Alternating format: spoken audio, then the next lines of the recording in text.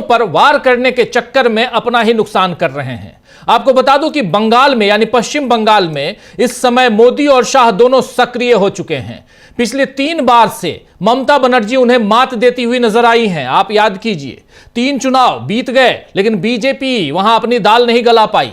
तो आज ममता बनर्जी को घेरने के चक्कर में अमित शाह कुछ ऐसा बोल गए जिसमें कांग्रेस की तारीफ हो गई। आइए सबसे पहले यहां पर अमित शाह के इस बयान को सुन लीजिए, जिसमें ममता बनर्जी और उनके अलावा वामपंथी दलों को घेरने के चक्कर में कैसे कांग्रेस की तारीफ अघोषित तौर पर कर गए अमित शाह। पहले इसको सुनते हैं, इस कार्यक्रम को आगे बढ़ाएंगे, चर्चा आगे बढ़ाएंगे, लेकिन सुनिए नहीं। कम्युनिस्टों के शासन के पहले, तृणमूल के शासन के पहले प्रति व्यक्ति बंगाल की आय राष्ट्रीय औसत से 127% ज्यादा थी।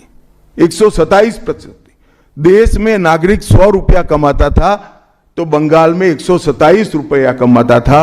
आज देश का नागरिक 100 रुपया कमाता है तो बंगाल का नागरिक 73 रुपया कमाता है।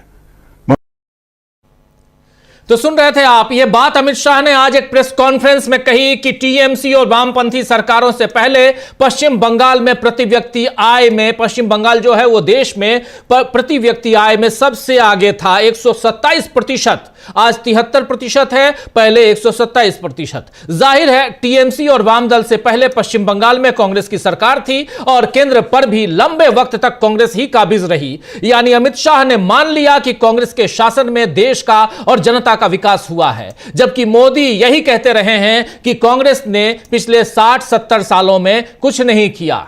खैर, अमित शाह ने एक तरफ कांग्रेस की तारीफ कर दी, वहीं अपनी नाकामी भी जाहिर कर दी। 3 दिनों के दौरे पर पश्चिम बंगाल पहुंचे अमित शाह घुसपैठियों का मुद्दा तो उठाए ही जा रहे हैं, उसका जिक्र बार बार कर रहे हैं। इसके लिए ममता बनर्जी सरकार पर उन्होंने बड़ा हमला किया है। घुसपैठियों के बारे में कहा है कि घुसपैठ रुकवाने के लिए बांग्लादेश सीमा पर बाड़ लगानी है, लेकिन ममता सरकार जमीन नहीं दे रही है। इससे बंगाल में आतंकवादियों और घुसपैठियों जो है वो आतंकवादी और घुसपैठी बंगाल में आ रहे हैं और घुसपैठियों आतंकवादियों का सुरक्षित ठिकाना बंगाल बन गया है। अमित शाह के इस आरोप पर अब ममता बनर्जी ने तीखा सवाल पूछा है। ममता बनर्जी यहां सवाल पूछ रही हैं कि वो कहते हैं कि घुसपैठी सिर्फ पश्चिम बंगाल में आते हैं, पश्चिम बंगाल से आते हैं। अगर ऐसा है तो पहलगाम में हमला किसने किया? क्या आपने ही करवाया? दिल्ली में जो घटना हुई उसके पीछे कौन था? यह सवाल यहां पूछ रही है ममता बनर्जी, जो पश्चिम बंगाल की मुखिया है, मुख्यमंत्री है, टीएमसी की भी मुखिया है। आपको याद होगा कि अप्रैल में पहलगाम और नवंबर में दिल्ली में हुए आतंकी हमले हुए, दोनों जगह आतंकी हमले हुए, जो केंद्र सरकार की बड़ी विफलता है। लेकिन इसके लिए जिम्मेदार कौन है? इसकी जिम्मेदारी लेने की जगह अमित शाह ममता बनर्जी पर आरोप लगा रहे हैं। तो अब उन्हें तगड़ा जवाब मिला है ममता बनर्जी की तरफ से। आज बांकुड़ा जिले के वीरसिंहपुर में एक रैली को संबोधित करते हुए ममता बनर्जी ने अमित शाह और प्रधानमंत्री नरेंद्र मोदी की महाभारत के खलनायकों दुर्योधन और दुशासन से तुलना की। ममता बनर्जी ने हर चुनाव से पहले सोनार बांग्ला यानी समृद्ध पश्चिम बंगाल या स्वर्णिम काल पश्चिम बंगाल का, उसकी बात वो करती आई हैं, सोनार बांग्ला की बात करती आई हैं। और दूसरी तरफ बीजेपी जो दावा करती है कि हम सोनार बांग्ला बनाएंगे, उसकी भी खिल्लियां यहां उड़ाते हुए, उसका मजाक उड़ाते हुए ममता बनर्जी इस मंच से दिखाई दी। ममता बनर्जी ने कहा यहां पर इस मंच से कि हर चुनाव में बीजेपी सोनार बांग्ला बनाने का वादा करती है। बीजेपी शासित सभी राज्यों में बंगाली बोलने वाले लोगों पर अत्याचार हो रहे हैं, वे सोनार बांग्ला कैसे बनाएंगे? इसी तरह ममता बनर्जी ने अमित शाह से यह भी पूछा कि इस बार वो 200 से ज्यादा सीटें लाने का दावा क्यों नहीं कर रहे। यह सवाल यहां पूछ रही हैं ममता बनर्जी। आइए जरा सुनते हैं ममता बनर्जी की ही जुबानी, सुन लीजिए। এবার জিজ্ঞেস করুন इस बार कितना होगा। আজকে নাকি বলেছেন দুঃশাসন বাবুদার 2 চোখে, এক চোখে দুর্যোধন আর এক চোখে দুঃশাসন। বলেছেন 2/3 পাবো। এখন আর বলতে পারছে না इस बार 200 পার। এবার বলতে হবে এবার তুমি দেশ থেকে বার। বাংলা জিতে তোমাকে দেশ থেকে কি করে তাড়াতে হয়, গণতন্ত্রের মাধ্যমে। বাংলাই পথ দেখাবে, বাংলাই দিশা দেখাবে, বাংলাই সারা ভারতবর্ষ জুড়ে সবাইকে সাহায্য করবে। আমরা ভাঙি তবু মচকাই না, আমরা মাথা উঁচু করে চলি। सुना आपने, ये बार देश ही के पार, यानी इस बार देश से ही बाहर कर देंगे, ये कह रही थी यहां पर ममता बनर्जी। आपको बता दूं कि टीएमसी सांसद डेरेक ओब्रायन ने भी एक पोस्ट लिखकर अमित शाह के जीत के दावों का मजाक उड़ाया है। और अमित शाह ने आज कहा था कि बीजेपी अगले साल पश्चिम बंगाल में होने वाले विधानसभा चुनाव में 2/3 बहुमत से सरकार बनाएगी। इसके बाद टीएमसी सांसद डेरेक ओब्रायन ने एक्स पर जो पोस्ट किया है वो आप सामने देख रहे हैं। कह रहे हैं कि अमित शाह आज बंगाल में हैं, उन्होंने आने वाले चुनाव में सीटों की भविष्यवाणी की है, लेकिन उनका ट्रैक रिकॉर्ड क्या है जरा देखिए। और ये देखिए कहकर एक वीडियो शेयर करते हैं यहां पर अमित शाह का और डेरेक ओब्रायन। जरा उस वीडियो को हम आपके सामने लाना चाहते हैं। उस वीडियो को देखिए कि उसमें क्या कह रहे हैं, क्या दिखाना चाह रहे हैं डेरेक ओब्रायन। देखिए। छत्तीसगढ़ का चुनाव जनादेश जन आशीर्वाद से हमें भरोसा है कि हम चौथी बार सरकार में आएंगे।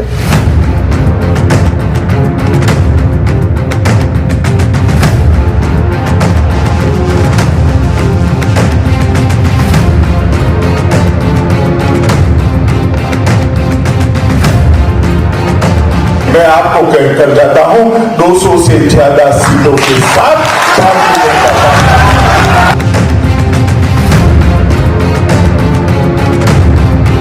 400 पार करेंगे क्या? अब की बार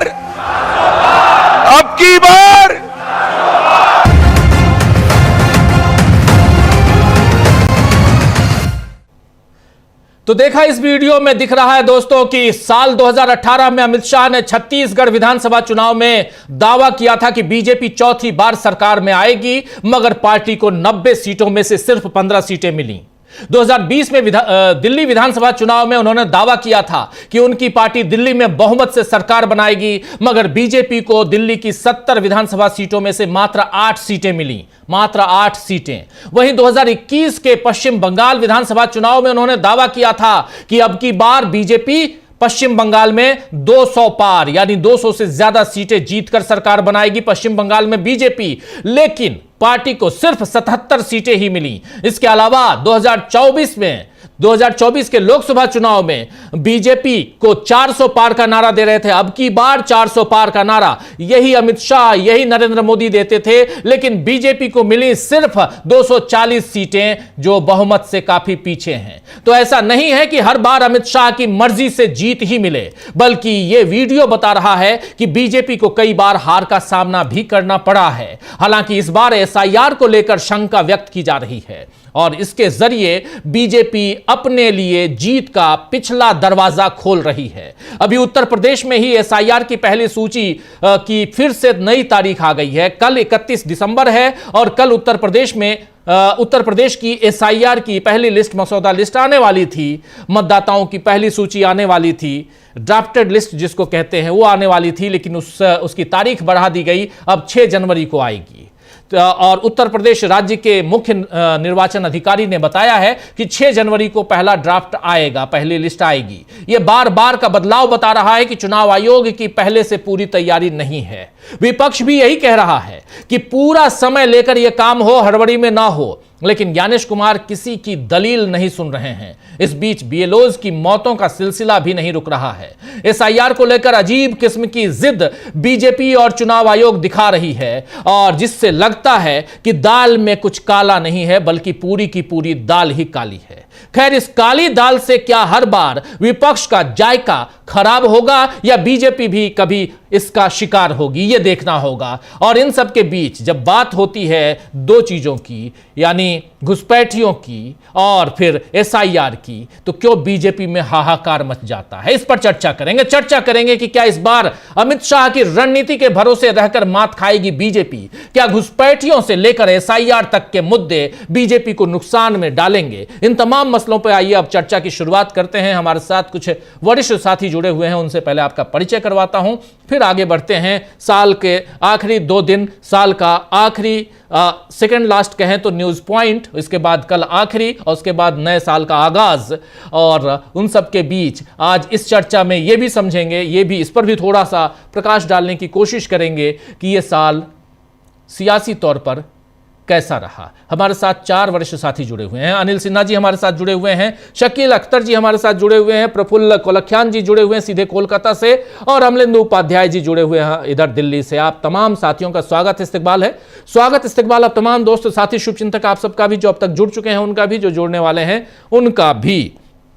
सीधे आना चाहता हूं, पहले प्रफुल्ल जी आपके पास ही, कोलकाता की बात हम कर रहे हैं, जरा आपसे शुरुआत करना चाहता हूं। अमित शाह का दौरा और लगातार आप देखिए साल का आखिरी वक्त, सब इस इंतजार में है कि नए साल पहले अच्छे से मना लें, धूमधाम से आगाज कर लें, उसका स्वागत कर लें नए साल का, और उसके बाद हम चुनावी सफर में दौड़ें। लेकिन उससे पहले यहां पर अमित शाह का डेरा डालना, जो वहां पर बैठे हुए रहे और वो पश्चिम बंगाल में घुसपैठियों और SIR की बात कर रहे हैं, साथ साथ वो ममता बनर्जी पर सीधा हमला बोल रहे हैं, ममता बनर्जी भी हमला बोल रही हैं। क्या कुछ चल रहा है ग्राउंड जीरो पे, प्रफुल्ल जी?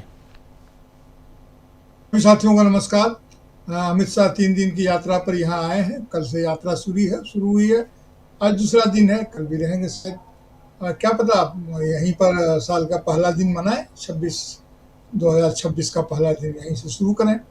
मंसूबे बड़े हैं, मनोरथ बड़े हैं और स्ट्रेटेजी बड़ी है।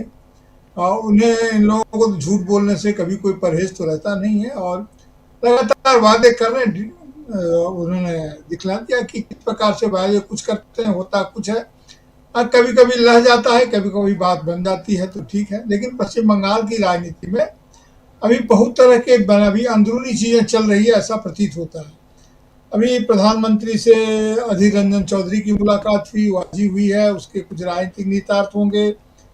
जबकि गृह मंत्री यहाँ पश्चिम बंगाल में बैठे हुए हैं। एक BLO की आत्महत्या फिर हुई है, बांकुड़ा में हेडमास्टर थे वो एक स्कूल में, तो वो सब तमाम चीज़ चल रही है। ये घुसपैठिए का मामला उठाते हैं, तो ममता बनर्जी ने सही सवाल पूछा है कि घुसपैठिए अगर पश्चिम बंगाल से निकलते हैं तो फिर पहलगाम कैसे पहुंच जाते हैं, बीच में रोक टोक क्यों नहीं होती है, पूरी व्यवस्था, पूरा निजाम तो आपका है। तो उन्होंने सवाल उठा दिया। लेकिन सबसे बड़ी गलती जो आपने पहले वीडियो में दिखाया हम लोगों को कि इन्होंने कहा है कि तृणमूल के पहले, उसके पहले CPM के पहले भी बंगाल में 127% यहाँ ज़्यादा इन्होंने बताया। अब 1 रुपया और 27 रुपया, 1 रुपया 27 पैसा का इन्होंने बताया आंकड़ा, तो 27% ही होता है। 127 कहाँ से होगा? 127 तो तब होता है जब ये 200 से 227 होता है, जो भी हो वो तो गणित की बात है, क्षमा करें। लेकिन इस प्रकार उन्होंने कांग्रेस के राज की ही प्रशंसा की है कि कांग्रेस के राज में पश्चिम बंगाल की आर्थिक स्थिति अच्छी थी और धीरे धीरे खराब होती गई है, और वाम के समय में खराब हुई, तृणमूल के समय में भी खराब हुई, ऐसा उनका कहना। अब इस कहने को अगर डिकोड करें तो 2 बातें हैं। एक और इसमें कांग्रेस दिखती है, ये बात बिल्कुल सही है। लेकिन उनको लगता है कि कांग्रेस की प्रशंसा करने से भी कांग्रेस बहुत कुछ इसका राजनीतिक लाभ, डिविडेंड नहीं ले जा पाएगी बंगाल के चुनाव में, बल्कि इससे उनको उम्मीद ये है, जो कि बिल्कुल गलत आकलन पर आधारित लगता है, कि कांग्रेस या ममता बनर्जी के कुछ वोट खिसक करके कांग्रेस की तरफ जा सकते हैं, कांग्रेस के प्रति लोगों का आकर्षण बढ़े, ममता बनर्जी के प्रति आकर्षण घटे, तो उनको राजनीतिक लाभ वोट का हो सकता है चुनाव का। लेकिन वह भी होने नहीं जा रहा है। ये अपने ही जुबान में इतने लड़खड़ाते हुए इन्होंने यह बात कही है, कोई प्रभावी तरीके से ये बात लोगों के सामने में नहीं आ पाई, ऑप्टिक्स के माध्यम से भी, और लोग इसको गंभीरता से नहीं ले पा रहे हैं। अब देखिए कि अभी पिछली बार जब चुनाव हुआ था तो 77 सीट इन्होंने जरूर था, लेकिन आज इनके पास सिर्फ 65 सीट है, और बाकी लोग 64-65 कुछ होगा, बाकी लोग तो वो चले गए, जाकर के वापस गए, और किस तरह से वापस गए थे पिछले चुनाव में ये तो इन लोगों ने देखा ही था। सिर मुड़ा के गए, पानी नहा के गए, स्नान कर, ममता बनर्जी ने हर उनका कर्म वो करा दिया। तो चुनाव के दौर तो ये काफी जबरदस्त है। इधर क्या, जब से ये आए हैं अब हथियारों को खोज निकाला जा रहा है, जो गैर कानूनी हथियार हैं, कहीं कहीं हथियार भी मिल रहे हैं, क्या तो गड्ढे में रखे गए थे, गाड़े गए थे, और गृह मंत्री यहाँ पर बंद कमरे में अपनी मीटिंग कर रहे हैं। और मीटिंग के साथ साथ SIR का हाहाकार भी है। अभी SIR को लेकर के लोगों ने ये किया है यहाँ पर कि BLA को घुसने से रोका गया है जी। जो BLA को जो सुनवाई हो रही है पुनरीक्षण के बाद, वहां पर BLO की निषिद्ध किया गया है। ममता बनर्जी ने साफ साफ कहा है कि आप सर्कुलर बताइए, व्हाट्सएप करने से नहीं होगा, आप इशू कीजिए। और वो अदालत में जाने की भी बात कर रहे हैं कि वहां पर BLS को क्यों नहीं जाने दिया जा रहा है, यानी कि बूथ लेवल जो एजेंट होते हैं, जो पॉलिटिकल पार्टी के होते हैं, जाहिर है यहाँ पर उनके बूथ लेवल एजेंट कम है, तो उनको लगता है कि अगर ममता बनर्जी की पार्टी के लोग ज्यादा होंगे तो वो उस तरह से प्रभावित करेंगे। जबकि बिहार में उन्होंने BLS की पूरी फौज खड़ी कर दी थी। तो ये तमाम गतिविधियां चल रही है यहाँ पर। और इस चलने के साथ ही साथ अब कांग्रेस में भी जो गठबंधन है, इंडिया गठबंधन, तो ममता बनर्जी ने शुरू में ही कह दिया था बिहार का चुनाव आते ही कि कांग्रेस के साथ कोई चुनावी समझौता नहीं है। जब समझौता उन्होंने सीधे सीधे नकारा नहीं भी था पिछली बार, तो कितनी सीटें लोकसभा चुनाव में दे रही थी सभी हम लोग को मालूम है। इस बीच में अधीर रंजन चौधरी अपने ढंग से सक्रिय हो रहे हैं। तो अब काफी यहाँ पर हलचल तो है। अब देखिए कि नए साल के हलचल के बाद आगे क्या होता है। जी बिल्कुल बिल्कुल बिल्कुल, नए साल से पहले हलचल तेज है पश्चिम बंगाल में। पश्चिम बंगाल पर निगाहें क्यों टिकी हुई हैं? शकील जी आपके पास आना चाहता हूं, फिर अनिल जी आपके पास आता हूं। शकील जी, कैसे देखा जाए, इधर अधीर रंजन चौधरी की मुलाकात होती है आज प्रधानमंत्री नरेंद्र मोदी से, कह रहे हैं कि हमारी वो मुलाकात बंगाल को लेकर थी, और लेकिन इस मुलाकात के मायने क्या निकाले जा सकते हैं ये भी आपसे समझना चाहता हूं। दूसरी तरफ अमित शाह जो वहां बयान दे रहे हैं, ठीक है, आपने कांग्रेस की तारीफ अघोषित तौर पे कर दी क्योंकि सरकार तो कांग्रेस की ही थी वाम दलों से पहले और उनके बाद तृणमूल कांग्रेस से पहले। तो क्या आप कांग्रेस को अघोषित तौर पर वहां आगे बढ़ाने की कोशिश कर रहे हैं? क्या है इसके क्या सियासी मायने निकाले जा सकते हैं ये भी समझें। और दूसरी तरफ दहाड़ते हुई जो ममता बनर्जी दिखाई दे रही हैं, और एक बात यहां साफ साफ, तीन बातें उन्होंने ममता बनर्जी ने कही। एक तो ये कि अब की बार ये 200 पार का नारा नहीं लगा रहे हैं। दूसरी बार कह रही हैं कि पश्चिम बंगाल से हम पहले इनको खदेड़ेंगे और उसके बाद दिल्ली से भी खदेड़ेंगे, यानी देश की कुर्सी पर जो बैठे हैं प्रधानमंत्री, उनको उस कुर्सी से भी हटाएंगे। ये तीन सेंटेंस कितना मायने रखते हैं आज की तारीख में पश्चिम बंगाल को लेके? शकील जी। जी, सबसे पहली बात तो ये कि ममता बनर्जी अपनी इस बात पे कायम रहें तो अच्छा है कि बंगाल के बाद वो देश से भी उन्हें खदेड़ेंगी। ये एक अच्छी बात है, लेकिन सवाल ये है कि पश्चिम जीतने के बाद क्या वो इंडिया गठबंधन या नहीं लगेंगी? उन्हें लगना चाहिए, क्योंकि वो जो है यहाँ जीत भी जाएं तो भी उन्हें परेशान करना जो है लगातार जारी रहेगा जब तक जो है मोदी और अमित शाह वहाँ हैं। दूसरी बात जो सबसे है कि अमित शाह ने जो आज कहा है कि ममता बनर्जी और आपकी आवाज कट रही है शकील जी। व्यक्ति आए इतनी शकील जी आपकी आवाज व्यक्ति आए इतनी ज्यादा थी, प्रति व्यक्ति आए इतनी ज्यादा थी। आ रही है जी? आ रही व्यक्ति आए थी और आज इतनी कम हो गई है।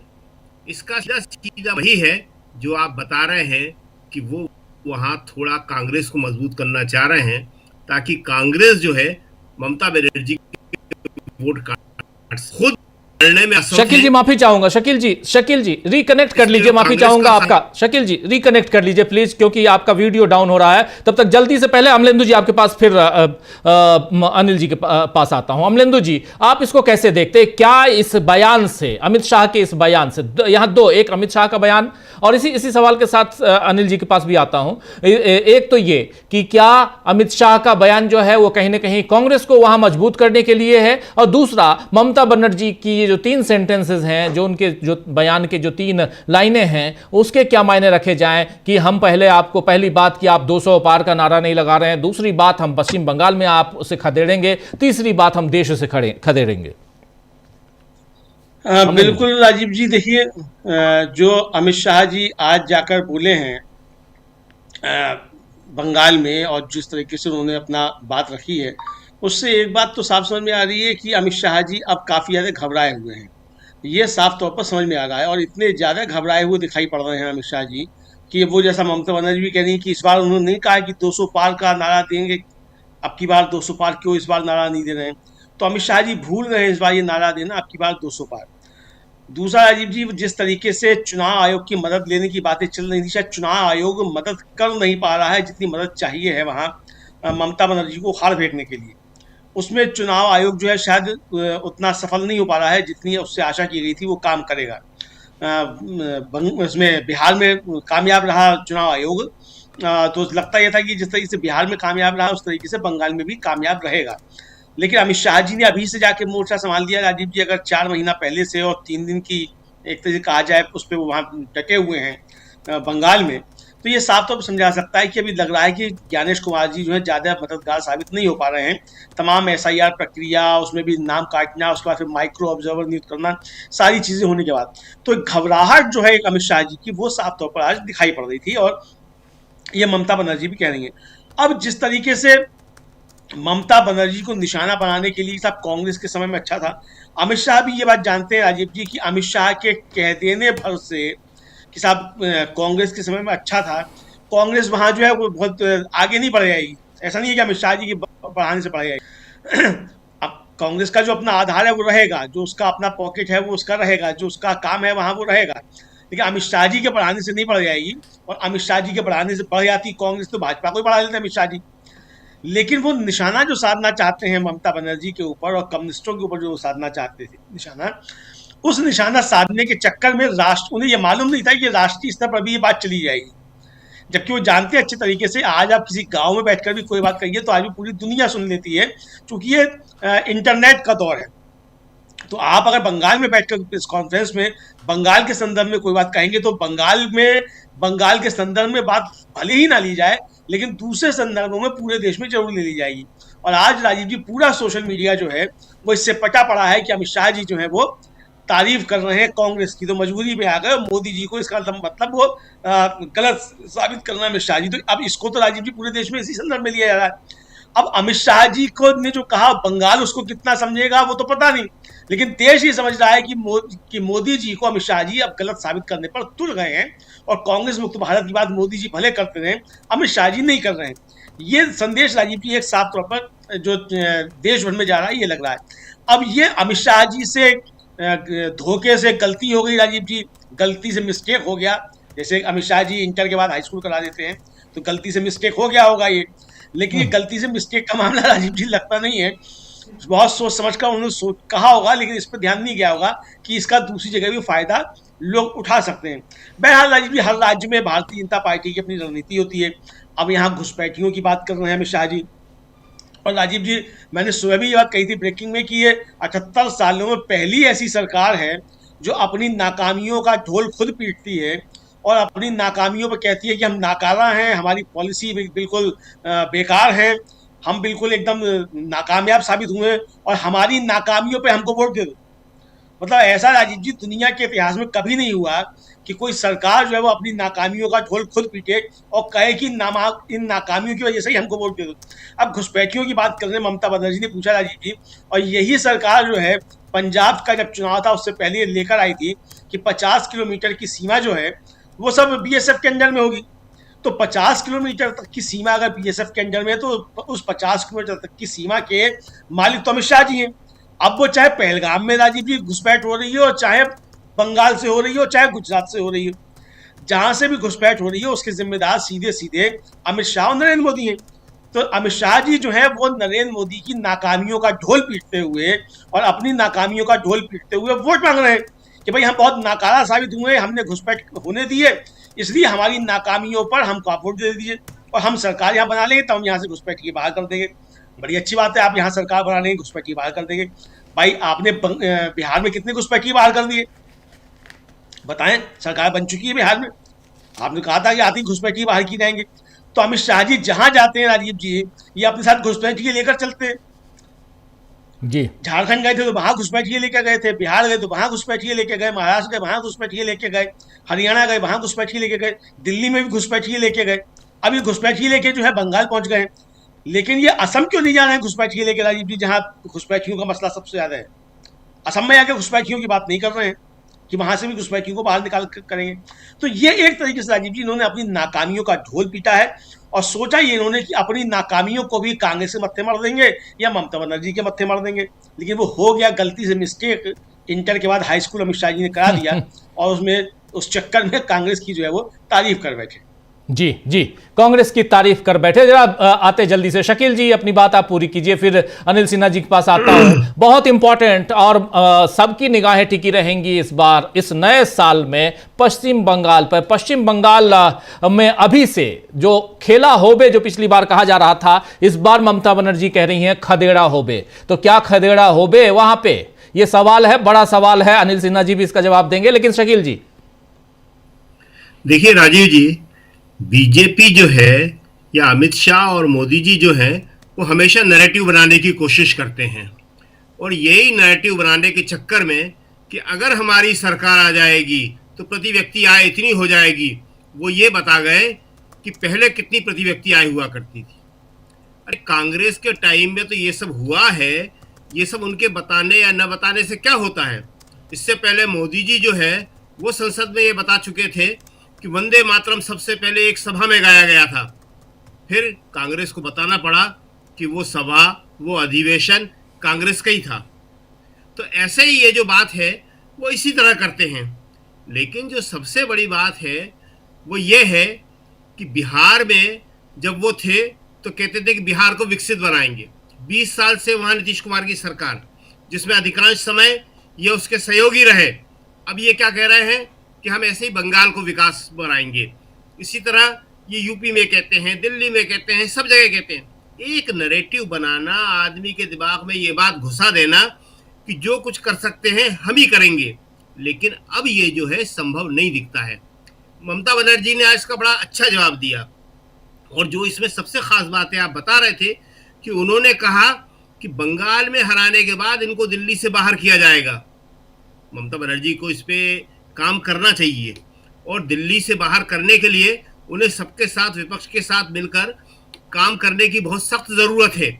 क्योंकि आज जो ममता बनर्जी को परेशानी है उसकी वजह यही है कि दिल्ली में इनकी सरकार है। अगर दिल्ली में इनकी सरकार नहीं होती, इससे पहले ममता बनर्जी यूपीए के टाइम में बंगाल जीत चुकी थी, किसी ने उन्हें परेशान नहीं किया था। यूपीए के टाइम में जब चुनाव हुए थे, आराम से शांतिपूर्ण चुनाव हुए थे, और ममता बनर्जी पहली बार वहां पे जीत गई थी। लेकिन आज ममता बनर्जी के लिए कितनी मुश्किलें हैं। एसआईआर आ रहा है, उनके आदमियों को तोड़ा जा रहा है, आरोप लगाए जा रहे हैं, जो भी कुछ संभव है वो सब किया जा रहा है। तो ये ममता बनर्जी को भी समझना चाहिए कि चुनाव इतने मुश्किल, इतने अनफेयर इससे पहले कभी नहीं थे। इसके अलावा आज जो है एक बड़ी खबर है, हम शायद इसके बारे में दूसरे दौर में बात करेंगे, आप भी शायद चाहेंगे। न्यूयॉर्क टाइम्स ने आज जो छापा है आरएसएस के बारे में, वो बहुत ही महत्वपूर्ण बात है। ये जो बात है इससे पहले बीबीसी भी कर चुकी थी, बीबीसी ने भी एक डॉक्यूमेंट्री बनाई थी, आपको याद होगा जी। और फिर बीबीसी के ऊपर छापे पड़े थे। तो लेकिन ये बाद में बात करेंगे। आज जो बंगाल की बात हो रही है, इसमें जो सबसे खास बात है वो ये है कि बंगाल के अंदर पिछली बार की तरह बीजेपी चुनाव नहीं लड़ रही है। क्यों नहीं लड़ रही है? क्योंकि उसे मालूम है कि बहुत बड़े दावे करने का हश्र वही होगा जो आज ममता बनर्जी उसको चैलेंज कर रही थी कि बोलो 200 पार। क्यों नहीं बोलते हो 200 पार? वो जानते हैं कि स्थितियां अब बदल गई हैं। लोकसभा में उनके पास बहुमत नहीं है। देश में जो परिस्थितियां 2025 में उत्पन्न हुई उससे वो कमजोर हुए हैं। अधीर रंजन चौधरी का आपने जिक्र किया, ऐसे छोटे मोटे परिवर्तन होते रहेंगे, छोटी मोटी चीजें होंगी। हो सकता है अधीर रंजन चौधरी को कुछ परेशानी हो, कांग्रेस में उनके साथ कुछ परेशानियां चल भी रही हैं, लेकिन वो जो होगा उससे बीजेपी को इस तरह की चीज़ों से कोई फायदा नहीं होगा, क्योंकि वो तो बहुत बड़ी तादाद में टीएमसी को तोड़ के अपने मिला चुके थे, तब भी उससे भी फायदा नहीं हुआ। क्योंकि टीएमसी में जो नेता है वो ममता बनर्जी हैं, और ममता बनर्जी के पास कार्यकर्ता हैं, लोग हैं और जनता है। इसलिए शकील जी जब वो शुभेंदु अधिकारी को लेके गए तब कुछ नहीं हो पाया। पिछले चुनाव में याद कीजिए, ममता बनर्जी की इनर सर्किल, राइट हैंड, उनको लेके गए तब कुछ नहीं हो पाया। तो छोटे नेताओं को लेके जाएंगे तो क्या? आपकी ही बात को मैं आगे बढ़ा रहा हूं एक नाम के साथ। जी बिल्कुल सही कह रहे हैं। तो इसलिए इधर से उधर जाने में मोदी जी को या अमित शाह को कोई फायदा होने वाला नहीं है। देखिए सबसे बड़ी बात है कि पूरे देश में नैरेटिव क्या चल रहा है, पूरे देश में माहौल क्या चल रहा है। ममता बनर्जी कह रही है ना कि बंगालियों को मारा जा रहा है, सोनार बंगाल बनाने की बात कर रहे हो, और बंगालियों के साथ क्या हो रहा है, नार के साथ, हर एक के साथ क्या हो रहा है। इतनी गंभीर स्थिति है। राहुल गांधी ने जो कहा है कि एक दिन में नहीं हुआ, पूरे देश में इन्होंने पेट्रोल छिड़क दिया है, सिर्फ मांस खाने की जरूरत है। इतनी भयंकर स्थिति, इतना मार्मिक उसका बयान आखिरी लड़के का कि मैं इंडियन हूं। आप क्या कर रहे हैं आखिर? आप देश को किस तरह बांट रहे हैं? पहले जाति पे बांटा, फिर धर्म पे बांटा, फिर क्षेत्र के आधार पे बांट रहे हैं, भाषा के आधार पे, फिर चेहरों के आधार पे। और जो यूपी में हो रहा है वो उसको इंटरेस्टिंग नहीं कह सकते, वो खतरनाक ही है कि सीधे सीधे ब्राह्मण और राजपूत विधायक जो है आमने सामने खड़े हो गए हैं। जी, जिनके यहाँ पे ये मीटिंग बुलाई गई थी पाठक जी के यहाँ, वो पाठक जी लिख के कह रहे हैं कि हम डरने वाले नहीं हैं, चुप रहने वाले नहीं हैं, और उन्हें समर्थन मिल रहा है। सारा ब्राह्मण समाज कह रहा है कि हम आपके साथ हैं। ये क्या करवा रहे हैं? कभी देश में ऐसा हुआ?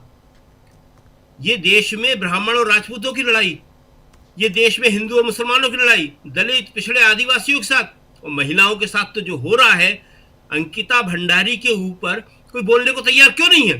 तो ममता बनर्जी इन सारी बातों को जानती हैं और इसीलिए वो कह रही हैं कि तुम सोनार बंगाल की बात क्या कर रहे हो, देश में तुम लोगों ने क्या हाल मचा रखा है, और मैं तुमको देश से बाहर करूंगी। ये बात हमें सबसे ज्यादा इंपॉर्टेंट इसलिए लग रही है कि पिछली बार जब इंडिया गठबंधन बन रहा था और बन भी गया था, लड़ाई हुई, तो कई दल थे जो थोड़ा इधर उधर हो रहे थे, लेकिन आज सारे दलों को ये बात अच्छी तरह समझ जाना चाहिए कि चाहे SIR का मुद्दा हो, चाहे देश में हिंसा का मुद्दा हो, उसका कारण क्या है कि सबको जो संरक्षण मिलता है वो ऊपर से मिलता है। अगर वो संरक्षण बंद हो जाए तो सारी स्थिति एक मिनट बदल जाए, ये गोदी मीडिया एक मिनट के अंदर बदल जाए। तो ये स्थितियां जो हैं गोदी मीडिया से लेके चुनाव आयोग तक, ये इसीलिए है कि उन्हें लगता है कि हमारा कोई कुछ बिगाड़ नहीं सकता।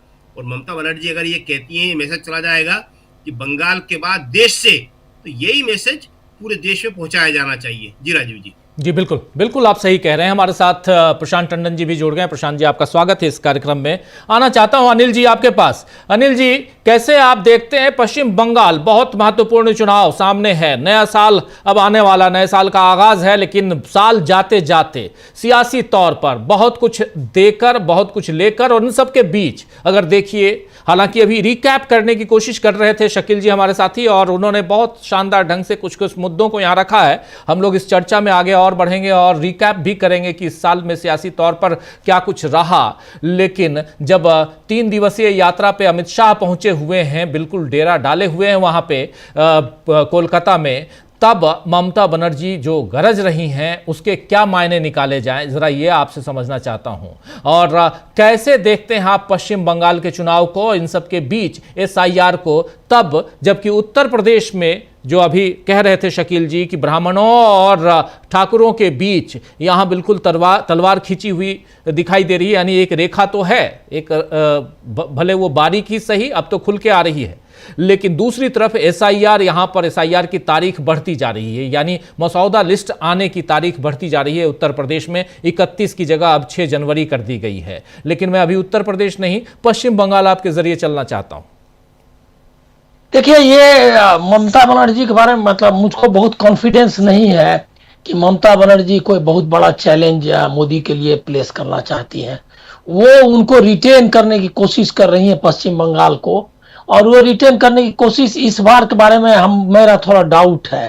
डाउट ये है कि जिस तरह से SIR हुआ है, उसको जिस तरह से उनको लेना चाहिए था इंडिया गठबंधन के सारे एलाइज को लेकर के एक साथ, और पूरा देश भर में एक नेशनल लेवल की डिबेट और नेशनल लेवल का अटैक करना चाहिए था, वो उन्होंने अपने को वहीं तक लिमिट किया।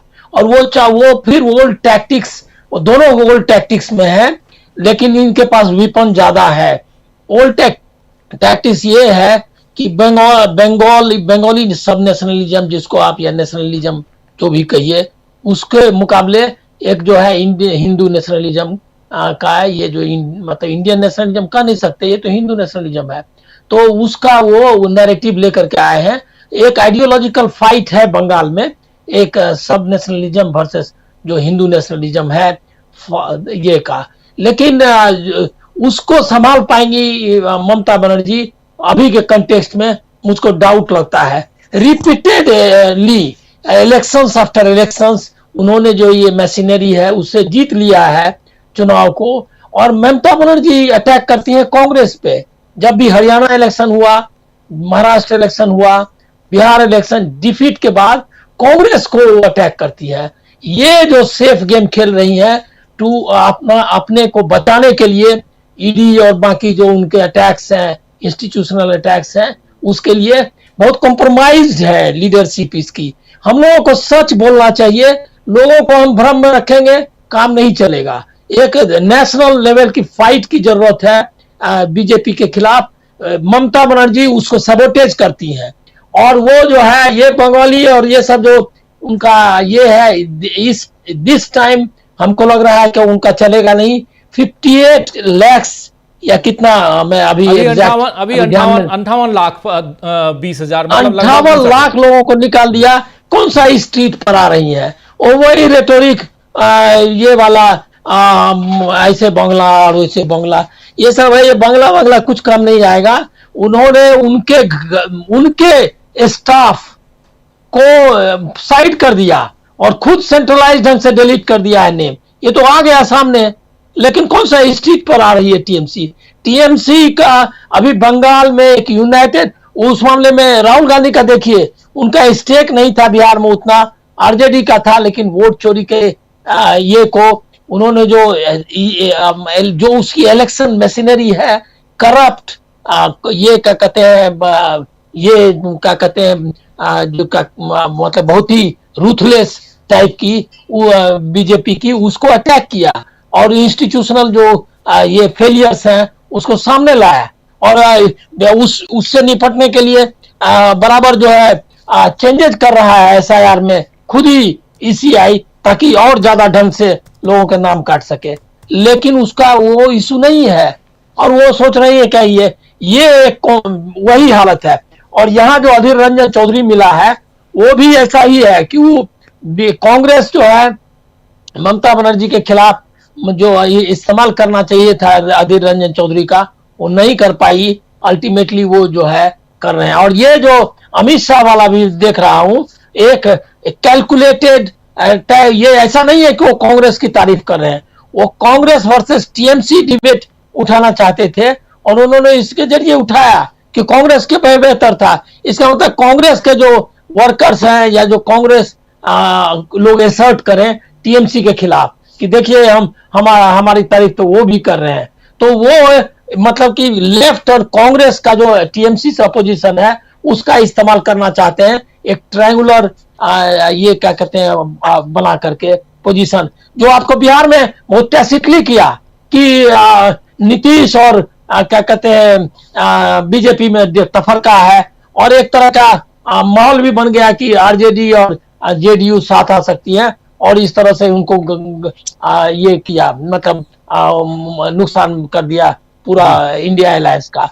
तो ये एक स्ट्रेटेजिक मूव है, इसको ये मत कहिए कि वो जो है कोई स्लिप हो गया है, मैं नहीं मानता कि कोई स्लिप है, वो एकदम कैलकुलेटेड मूव है कांग्रेस और लेफ्ट को उनके खिलाफ खड़ा करने के लिए, और उनके बीच में कुछ ना होने पाए। और ऐसे भी ममता बनर्जी इस स्ट्रेटजी पर खुद भी काम करती है कि कांग्रेस और लेफ्ट को अलग रखना है, क्योंकि उनके पास कोई कंटेंट नहीं है, कुछ कोई विजन नहीं है, न बंगाल के लिए न ये के लिए कोई विजन नहीं है, कुछ भी नहीं है, सिर्फ रेटोरिक पे। और वो जो है फेलियर्स जो थे लेफ्ट गवर्नमेंट का जो इतना साल का इनकम्बेंसी था उसी पर लगातार खेल रही है। उन्होंने बीजेपी को वहां आरएसएस को एस्टेब्लिश किया, अभी 1 to 1, अभी अब देखिए कि यही दोनों स्पेस ले लिया है।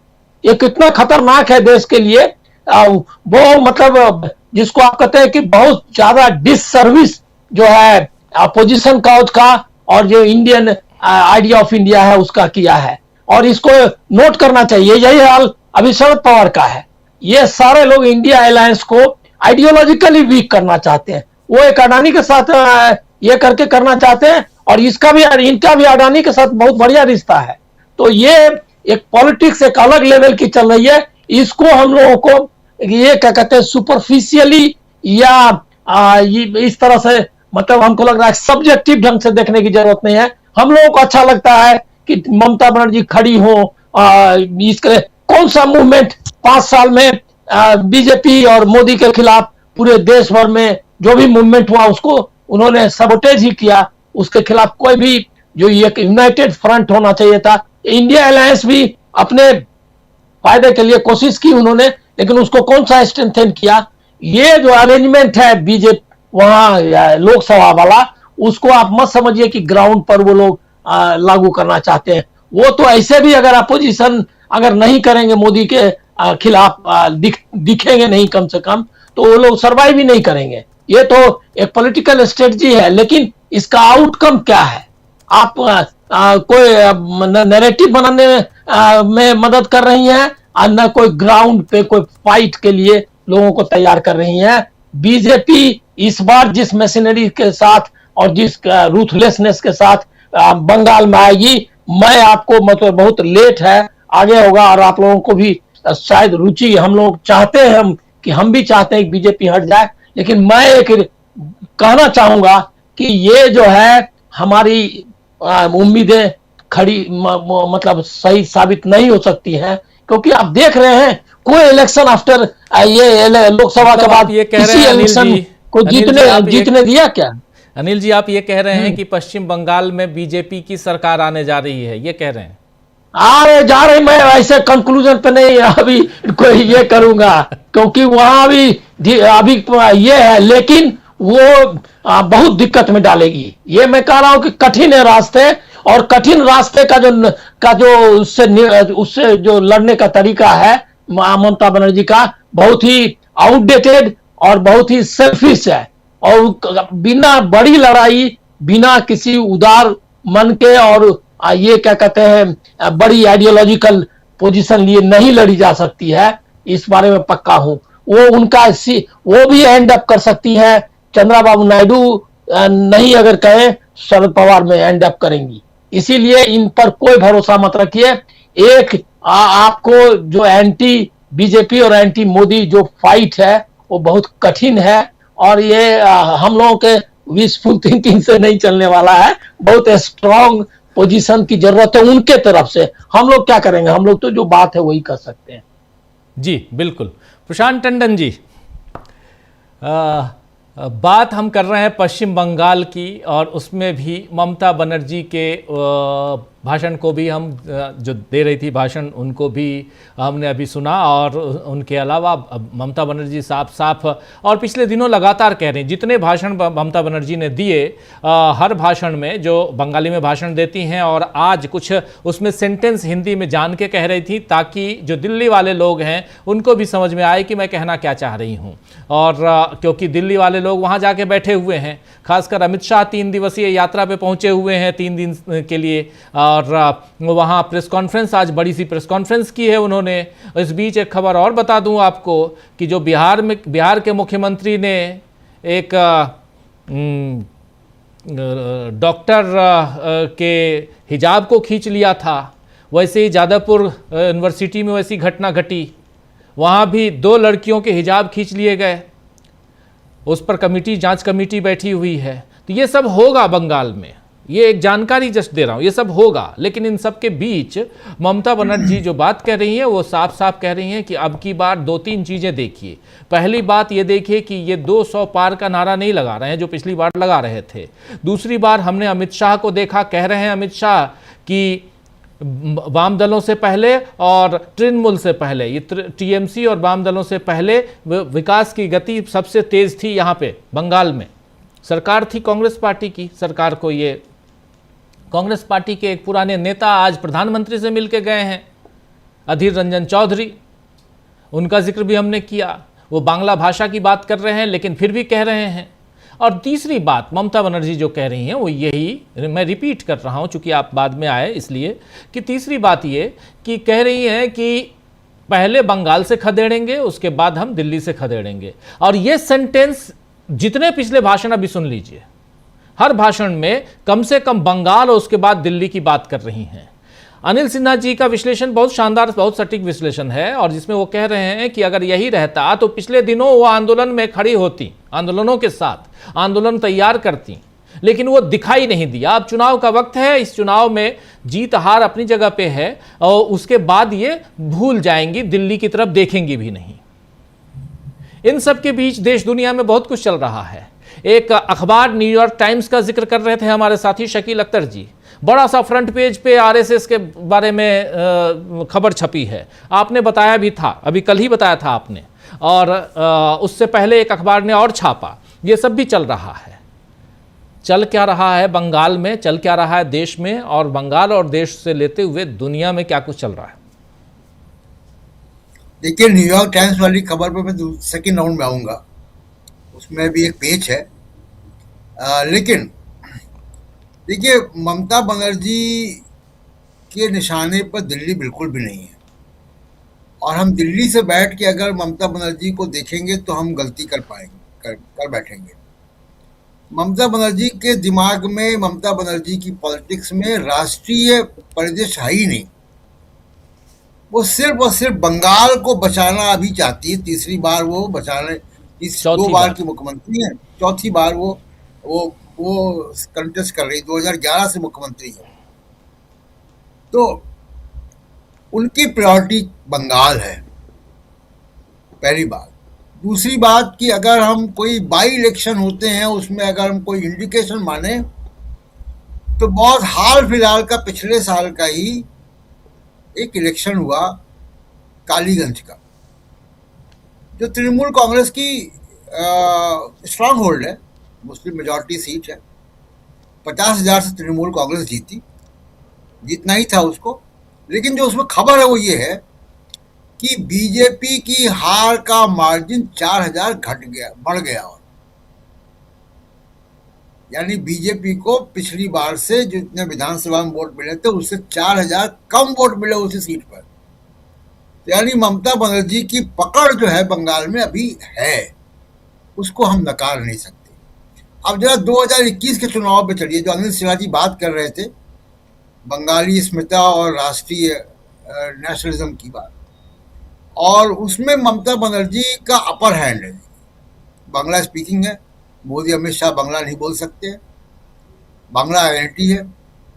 महिला वोटर, जिसकी बड़ी चर्चा बिहार में हुई और सब जगह होती है, महिला वोटर में ममता बनर्जी खुद महिला है, उनसे आप क्या मुकाबला करेंगे वहां पे।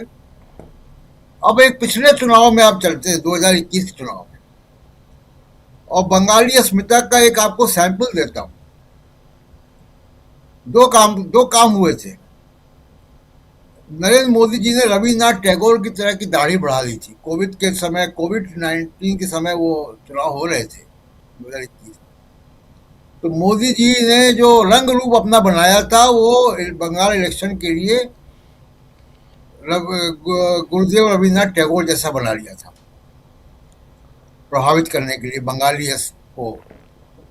देखिए, हम भी रविन्द्रनाथ टैगोर जैसे दिख रहे हैं, यही कर सकते हैं, इससे आगे वो कर नहीं सकते थे। लेकिन उसका नतीजा क्या हुआ, अभी प्रफुल्ल जी ने बताया कि कितने सीटें आई थी, कितनी बची हुई है।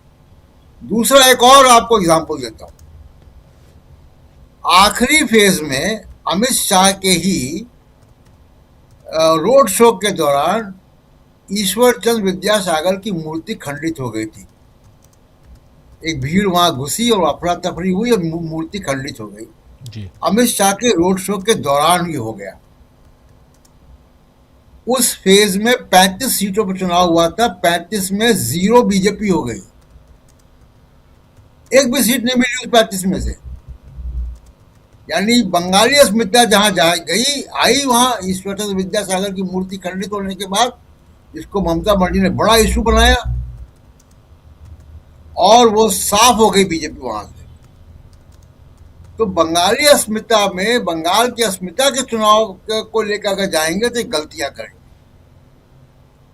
एक और बात लेफ्ट और कांग्रेस की और ममता बनर्जी के इंडिया अलायंस इन सब की बात भी होती है। देखिए, बीजेपी भी चाहेगी ये कि इंडिया अलायंस वहां पे एक साथ चुनाव लड़े। जी बिल्कुल। ममता बनर्जी 3 बार की मुख्यमंत्री हैं, उनके शासन की एंटी इनकम्बेंसी होगी ही होगी, स्थानीय विधायकों की होगी, अधिकारियों की होगी, मुख्यमंत्री की खुद की भी होगी। कई सारी घटनाएं ऐसी हुई हैं, चाहे वो रेप की घटना हुई है मेडिकल कॉलेज में, उसकी तमाम सारी ऐसी घटनाएं हुई, तो एंटी इनकम्बेंसी तो वहां है। उस एंटी इनकम्बेंसी का फायदा केवल बीजेपी को मिले, बीजेपी भी चाहेगी कि मतदाता के सामने दूसरा विकल्प ना हो। कांग्रेस और लेफ्ट अगर तृणमूल कांग्रेस के साथ मिलकर चुनाव नहीं लड़ेंगे तो जो तृणमूल कांग्रेस की एंटी इनकम्बेंसी वाला जो वोट है वो कांग्रेस और लेफ्ट को भी जाएगा और वहां बीजेपी को नुकसान होगा। तो ये मोटा मोटा जो एनालिसिस अभी है उस पे आधारित है। और एक सबसे महत्वपूर्ण बात जो हो रही है राष्ट्रीय स्तर पर, वो ये कि ध्रुवीकरण की राजनीति का ग्राफ नीचे जा रहा है। और जरा उस पे आऊं मैं, एक आखिरी बात ये भी कह दूं कि अभी आपने सुनाया अमित शाह जी कह रहे थे कि बंगाल का per capita income. Amit Shah से पूछिए कि जरा उत्तर प्रदेश का भी तो बता दें, वहां भी तो डबल इंजन सरकार है। राज्य और यूनियन टेरिटरी मिला के 33 हैं, 33 में 32वां नंबर है उत्तर प्रदेश का पर कैपिटा इनकम में, नीचे से दूसरा। जी तो जरा अपने राज्यों की तो बताएं ना कि वहां पे उन्होंने उत्तर प्रदेश में क्या किया। बड़े हाई प्रोफाइल मुख्यमंत्री हैं, बुलडोजर पर खड़े हुए हैं वो तो बुलडोजर से पर कैपिटा इनकम नहीं बढ़ पा रही क्या? डबल इंजन की सरकार है और डबल इंजन के साथ साथ मैं कहूंगा कि 2-3 इंजन और भी लगे रहते हैं। गवर्नर भी उन्हीं का है, मुख्यमंत्री भी उन्हीं का है, इलेक्शन कमीशन भी उन्हीं का है, फिर भी पर कैपिटा इनकम नहीं बढ़ पा रही है। अब जो बात है कि राष्ट्रीय स्तर पर ध्रुवीकरण की राजनीति का ग्राफ नीचे जा रहा है, हिंदू मुसलमान की पॉलिटिक्स का सूरज अस्त हो रहा है और इसके साफ प्रमाण दिख रहे हैं। और वो प्रमाण 2025 के जाते जाते बहुत स्पष्ट तौर पर दिखाई दे रहे हैं। और अगर ये नहीं होता, हिंदू मुसलमान की पॉलिटिक्स का जो असर है वो कम नहीं हो रहा होता या उसका ग्राफ नीचे नहीं जा रहा होता, उस पर समाज में अब उतनी ध्रुवीकरण का स्कोप नहीं बचा है, तो ये 2 बातें हुई अरावली को लेकर और दूसरा जो कल फैसले हुए 2 सुप्रीम कोर्ट से जो स्टे हुआ, जो सीबीआई ने अपील की उन्नाव रेप केस में, वो दोनों बातें जो है वो नहीं होती, सीबीआई अपील नहीं करती। अभी तक आप देखिए कि कितना घमंड था कि उसको उन्होंने बीजेपी से निकाला नहीं, बड़े समय तक वो रहा कुलदीप सिंह सेंगर को, क्योंकि तब हिंदू मुसलमान पॉलिटिक्स चल रही थी, अपने चरम पे थी। तब इनकी एरोगेंस चलती थी कि मैंने ये फैसला कर लिया है, जनता को मानना है माने, ना मानना हो ना माने, हम तो हिंदू मुसलमान करके सब निपटा देंगे। कोविड का मामला हो, नोटबंदी का मामला हो, बहुत एरोगेंस के साथ ये। लेकिन अब छोटे छोटे फैसलों पर यू टर्न हो रहा है। तो यू टर्न इसीलिए हो रहा है कि हिंदू मुसलमान की पॉलिटिक्स नीचे जा रही है। तो बंगाल का दुर्ग अभी, बावजूद इसके मैं कहूंगा कि SIR में घपले किए हैं, अभी बहुत मुश्किल है। अभी बहुत मुश्किल है, सही कह रहे हैं। आता हूं फिर से प्रफुल्ल जी आपके पास। हमारे तमाम साथियों की आप बात सुन रहे थे। बंगाल में चूंकि आप हैं, क्या दिख रहा है आपको? जरा आप बड़ी ईमानदारी से बताइए। देखिए सर, ईमानदारी की बात तो ये है कि हम जब विश्लेषण करते हैं तो क्लासिकल और प्रैक्टिकल दोनों स्केल को एक साथ अलग अलग गुटों पर नहीं लागू कर सकते। एक स्केल अपनाना होगा, या तो क्लासिकल अपनाए या प्रैक्टिकल अपनाए। मैं प्रैक्टिकल पर ही सच्चाई की अगर तलाश करता हूँ तो जो अनिल सर बोले और प्रशांत सर बोले, ये बहुत ही इम्पोर्टेंट इसलिए बोले कि आज के बंगाल की राजनीति को ये समझने में मदद मिल रही है। देखिए, बंगाल की राजनीति हमेशा केंद्र से तनाव के रूप में चली। जब कभी भी नहीं हुआ था तो 1967 में जब संबित सरकार का दौर आने लगा था, तभी बांग्ला कांग्रेस बोल के एक कांग्रेस हुआ था, अजय मुखर्जी जिसके मुख्यमंत्री थे, आपको याद होगा। मैं फिर इतिहास में जाने की गलती नहीं कर रहा हूँ, लेकिन सिर्फ संदर्भ दे रहा हूँ कि अजय मुखर्जी जिसके हुआ करते थे और ज्योति बसु जिसमें डिप्टी सीएम हुए थे। तो उस समय से कांग्रेस हो या कोई भी दल हो, अगर वो क्षेत्रीय अस्मिता इसको बोलते हैं या सब नेशनलिटी बोलते हैं, बांग्ला बोलते हैं, उस बांग्ला अस्मिता के साथ उसको अपना एक अपनी अलग पहचान चाहिए, जो केंद्र से अलग चाहिए, जो केंद्र के वशीभूत होकर न हो। सीपीएम का भी यहाँ पर जब राज चलता था तो सीपीएम का बंगाल चैप्टर एक अलग ढंग से समझा जाता था। जब प्रकाश कारात आए और यहाँ के लोगों को ये लगा, और यहाँ पर सोमनाथ चट्टोपाध्याय का जिस कारण से बहिष्कार हुआ तो मैंने उनको दल से निकाला गया, वो जानते हैं अध्यक्ष रहते हुए विधान लोकसभा का, तो उससे यहाँ के लोगों को लगा कि ये बंगाली अस्मिता पर ही प्रहार है, बंगाली का नेता कोई अबंगाली हो नहीं सकता है। वो ये उनके मन में बिल्कुल है, और उनका अपना राष्ट्रीय गौरव है। जरा ध्यान से अगर उधर भी देखेंगे तो बंगाल बहुत बड़ा क्षेत्र था, हालांकि आप पश्चिम बंगाल उतना बड़ा क्षेत्र पहले की तरह का नहीं है, लेकिन फिर भी वो बात तो वही है, और ये अपना नेता खुद ही होंगे। और यहाँ की अस्मिता की बात अभी जब वो कह रहे थे ममता बनर्जी को, निश्चित रूप से सर ने बिल्कुल ठीक कहा कि राष्ट्रीय राजनीति में इनकी अभी फिलहाल कोई दिलचस्पी नहीं है। क्यों दिलचस्पी नहीं है? इसलिए दिलचस्पी नहीं है कि राष्ट्रीय राजनीति में ममता बनर्जी अकेले दम कभी भी प्रधानमंत्री या सरकार बनाने की स्थिति में नहीं होंगी। वो प्रेशर से ही वो काम कर सकती हैं, जो उस समय में उनकी लाइन वही हो सकती है जो कभी कांशीराम कहा करते थे, मजबूत नहीं मजबूर सरकार चाहिए। तो वो चाहते हैं कि मजबूर सरकार अगर वहां हो, उनके समर्थन की जरूरत हो, और वो जरूरत अभी भी बनी हुई है। अब मैं फिर दोहराऊं, आप इस चैनल पर, मैंने पहले भी कहा अपने चैनल पर कि ममता बनर्जी को देखते हुए भारतीय जनता पार्टी हर आक्रमण के पहले एक बात जरूर याद कर लेती है कि अगर नीतीश बाबू और चंद्रबाबू नायडू अगर खिसके तो ममता बनर्जी अकेले उनकी कमी को पूरी कर सकती है। उन संभावनाओं को हमेशा जिलाए रखना चाहते हैं, और उसलिए वो एक ऐसी कमजोरी है इनकी, जो ये कहें ना कहें वो प्रकट हो ही जाती है। लड़ाई लेकिन जारी है।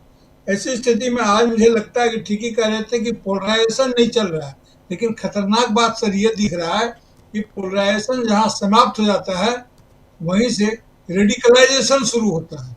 तो अब भारतीय जनता पार्टी की राजनीति रेडिकलाइजेशन की तरफ आगे बढ़ रही है, और जिसका अभी न्यूयॉर्क टाइम्स और दूसरी जगह की रिपोर्टों की बात हम लोग शायद करेंगे, आज नहीं तो कल करेंगे, बाद में करेंगे, लेकिन ये सारी रिपोर्टें ढंग से आ रही है।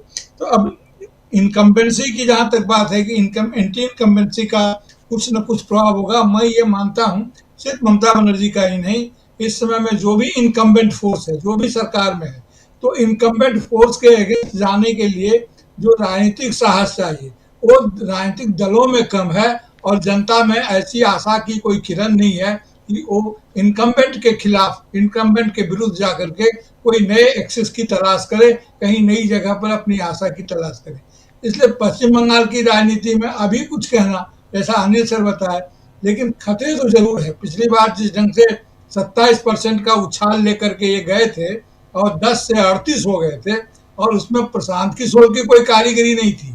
उसमें चूंकि लेफ्ट अपने आप को ही तोड़ रहा था, लेफ्ट अपने ही मलबे को उठा रहा था, वो सारा का सारा मलबा इनके जिम्मे चला गया। अब इस चुनाव में अगर देखने की कोई बात होगी, हालांकि संगठन नहीं है, संभावना नहीं है, लेकिन फिर भी कंटेंट तो है। लेफ्ट के साथ एक यही बात हो सकती है कि लेफ्ट क्या अपने वोटर को, जो पिछली बार जो ये संदेश गया था, कहीं किसी जिस कोने से गया हो, मेरा ख्याल है कि लेफ्ट के ही कोने से गया था कि इस बार राम, फिर अगले बार वाम, तो अगला बार आ गया है, लेफ्ट अपने पारंपरिक वोटर को रिकॉल कर पाता है कि नहीं कर पाता है, लोग फिर लौटते हैं कि नहीं लौटते हैं। क्यों? इसलिए कि कांग्रेस का और लेफ्ट का स्वाभाविक गठबंधन होना चाहिए यहाँ, क्योंकि ममता बनर्जी जब सत्ता में आई थी तो कांग्रेस के साथ सरकार बनाई थी, कांग्रेस के साथ चुनाव लड़के आई थी, और वो तब जब कांग्रेस और लेफ्ट का गठबंधन टूट गया था यूपीए के दौरान, तो जिसमें परमाणु के मामले पर, तो अब उस समय में ये सरकार में आई, धीरे धीरे उखा गई। ऐसा नहीं कि कांग्रेस में आज नेता नहीं है, अकेले अधीर रंजन चौधरी दिखते हैं, लेकिन कांग्रेस में यहाँ नेता है, अभी भी ईमानदार नेता है, प्रदीप भट्टाचार्य जी हैं, अकबर है, दूसरे तरह तरह के लोग हैं, अगर खोजेंगे कांग्रेस के लोग तो मिल जाएंगे। लेकिन सवाल यह है कि आप किनको क्या भूमिका देते हैं। अधीर रंजन चौधरी की आज कोई प्रभावी भूमिका नहीं है, और ये स्वाभाविक है, क्योंकि अधीर रंजन चौधरी अकेले योद्धा है, वो उनकी भी नजर अपनी कॉन्स्टिट्यूएंसी पर है, बंगाल की राजनीति पर भी नहीं है, भारत की राजनीति से छोड़िए। इतना बड़ा उनको पद मिला अपनी कॉन्स्टिट्यूएंसी बचाने के चक्कर में, और दूसरे नेताओं के साथ उनका कोई तालमेल नहीं है। राजनीति तो पास आने और दूर जाने का खेल है, ये किसी के पास ही नहीं आते हैं, दूर दूर ही बने रहते हैं, तो क्या खेल करेंगे। ममता बनर्जी को हमेशा उन्होंने अपने इस पर रखा, आलोचना के केंद्र में रखा। उनके बारे में कहा जाता है कि राहुल गांधी के बड़े नजदीकी हैं, और यही उनकी ताकत है, और बाकी लोग की उतनी पहुंच नहीं है वहां। तो कुल मिलाकर के स्थिति यह है कि उनकी पूरी कोशिश होगी कि ममता बनर्जी का जो वोट परसेंटेज है वो भी पिछली बार 3% बढ़ा था, उनका तो 27% बढ़ा था। ये चाहते हैं, वाम ये चाहेगी, कांग्रेस ये चाहेंगे कि कुछ वोट रिकॉल हो, और रिकॉल होकर के वोट आता है। मतलब तो आपका कहना है प्रफुल्ल जी, आपका कहना है कि वाम दल और कांग्रेस साथ साथ चुनाव लड़ें, एक साथ आ जाएं? जी वो तो नहीं आ रहे हैं इनका, वो यहाँ पर एक साथ आ जाए, क्योंकि ममता बनर्जी तो अलग हो ही चुकी है, ममता बनर्जी तो अलग हो ही चुकी है इंडिया गठबंधन। तो बिहार का रिजल्ट निकलते उन्होंने कह दिया था कांग्रेस से कोई चुनावी समझौता नहीं है जी। नहीं, इंडिया गठबंधन एक चीज देखिए, हम विश्लेषकों को 2-3 चीजें ध्यान रखनी चाहिए।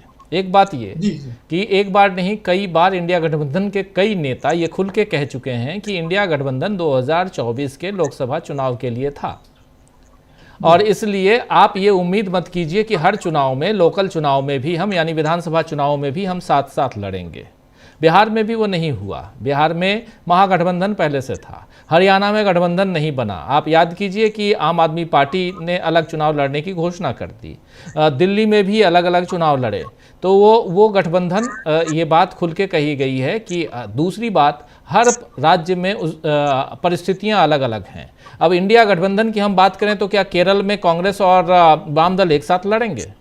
वहाँ तो दोनों आमने सामने